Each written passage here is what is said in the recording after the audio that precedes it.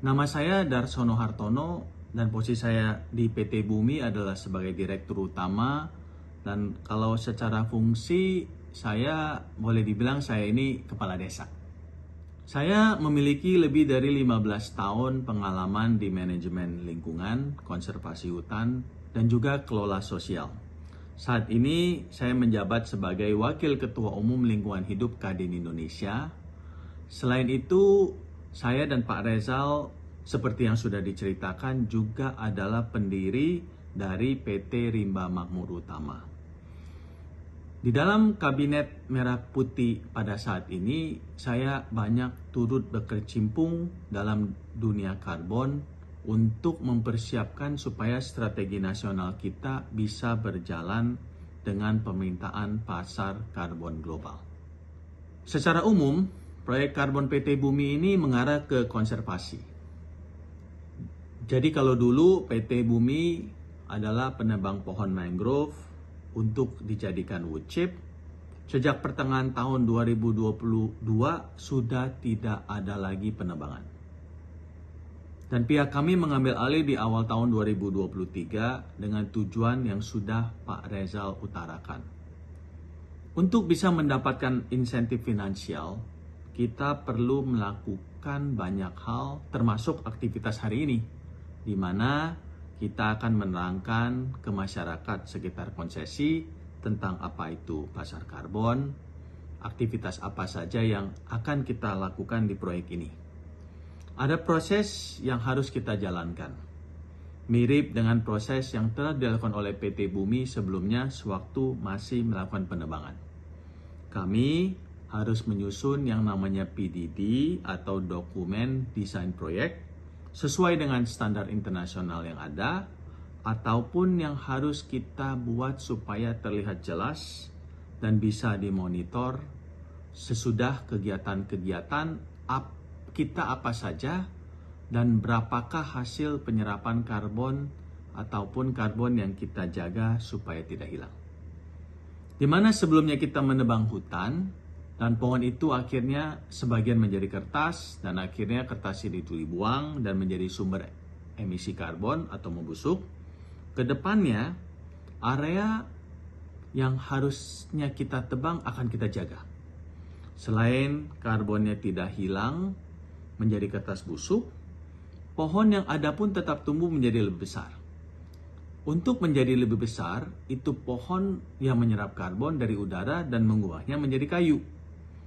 Adapun aktivitas-aktivitas lainnya yang akan kita lakukan supaya hutan mangrove ini bisa tumbuh lebih baik, termasuk penanaman di area bekas tebangan yang sulit tumbuh secara natural. Untuk masyarakat, kita pun akan melakukan pemetaan ulang secara partisipatif supaya bisa diperjelas dan dibuat secara sah, secara hukum, tanah ulayat milik masyarakat. Untuk melakukan ini, kita telah menjalin kerjasama dengan mitra kita Revalue yang sebagian dari masyarakat sudah pernah bertemu untuk pembuatan PDD-nya, dan juga dari Yayasan Puter untuk melakukan pemetaan partisipatif.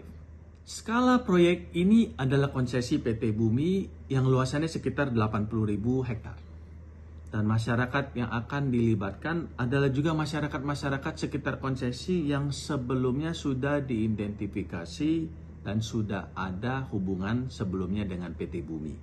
Tidak ada perubahan. Sama juga dengan pemangku hak ulayat yang ada, juga sama dengan yang sebelumnya. Hanya perbedaan di usaha kita saja yang berbeda. Di tahun 2018 sampai 2019 juga sudah dilakukan survei oleh Ibu Aude dan Ibu Woro yang ditugaskan oleh Bumi untuk meneliti ekonomi sosial masyarakat yang bersangkutan. Sebagai dasar acuan kami dan skala keterlibatan proyek ini yang berbasis hal yang sama. Sebagian besar program-program yang sudah disarankan dalam laporan tersebut dari survei masyarakat dan dengan persetujuan masyarakat akan kita pelajari dan kita jalankan pada waktu yang tepat. Proyek ini sudah dimulai dari tahun 2023, tapi dikarenakan kendala-kendala peraturan dan standar internasional yang belum lengkap, maka kami baru dengan serius menjalaninya tahun ini. Adapun di tahun 2025 ini akan dilakukan banyak hal, termasuk kunjungan kita kali ini untuk melakukan FPIC atau Padiatapa, persetujuan atas dasar informasi awal tanpa paksaan. Tentang proses Padiatapa ini nanti akan dijelaskan oleh Pak Mul. Dalam tahun ini kita pun akan melakukan pemetaan partisipatif untuk memberikan kepastian dan landasan hukum yang jelas dalam penentuan wilayah ulayat marga-marga yang bersangkutan. Akan ada tim khusus dari Yayasan Puter yang akan ditempatkan di sini untuk melakukan hal tersebut dengan durasi sekitar 6 bulan. Selain itu, tim Revalue telah memulai proses penyusunan PDD dan juga registrasinya di tahun ini. Tim Pak Mul pun juga bekerja keras dengan mitra kami yang lain untuk menyusun metodologi perhitungan karbon standar internasional.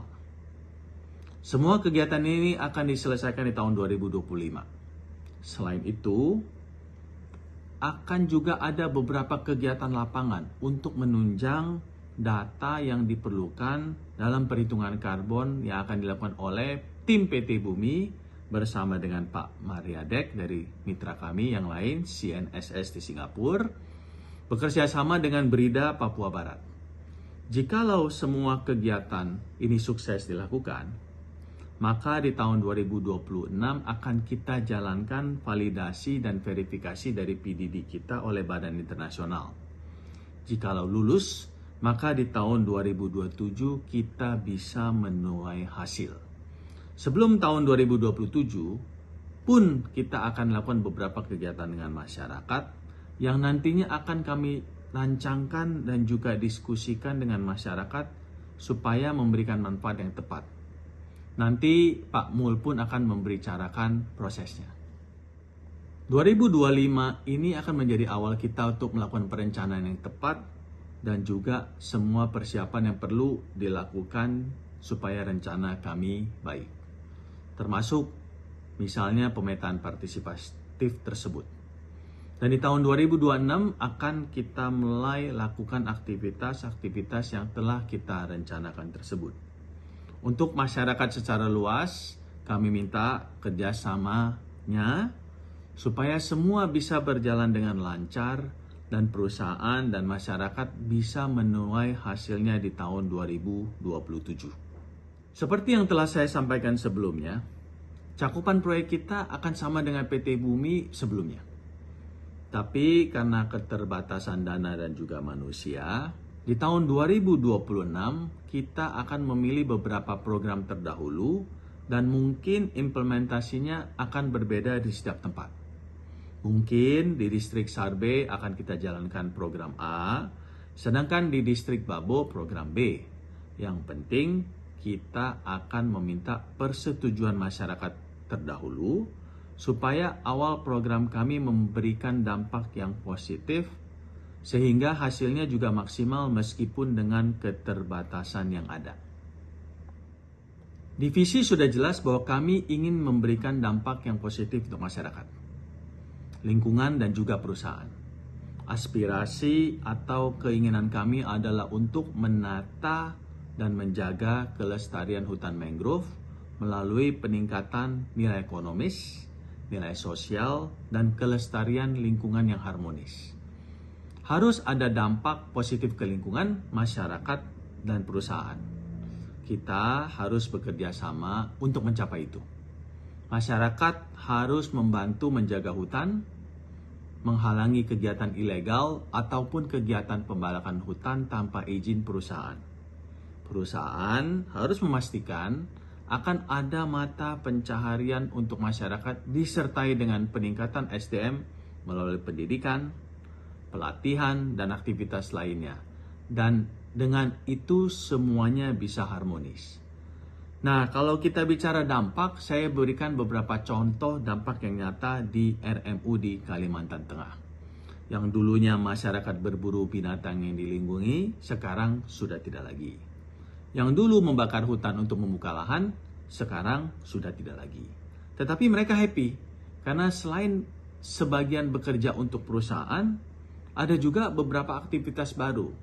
Contohnya, kami melakukan investasi besar untuk memproduksi yang namanya albumin dari ikan gabus.